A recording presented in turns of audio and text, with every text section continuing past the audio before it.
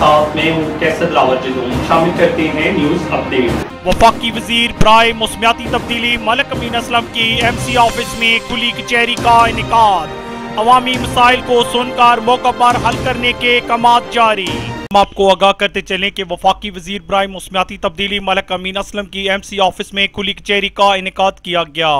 खुली कचहरी में वज़ीर आला शिकायत cell Akbar Khan Tanoli, assistant commissioner Hasan Abdal, मोहतरमा जुनैरा जलील, दीगर महकमों के आला अफसरान, साबका चेयरमैन ज़हीर अहमद भटियावाला, मलिक खुर्रम अयाद, स्वाले मोहम्मद खान, शोमी खान, राजा आमिर अली के साथ PTI हसन अब्दाल के कारकुनान और मुकामी अवाम की कसीर तादाद ने शिरकत की।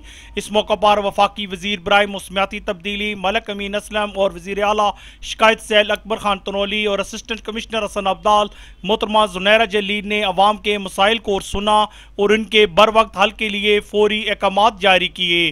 खुली कचहरी में आए हुए साइलिन ने वफाकी वजीर बराए मौसमियाती तब्दीली मलिक अमीन असलम के इस इकदाम को सराहा।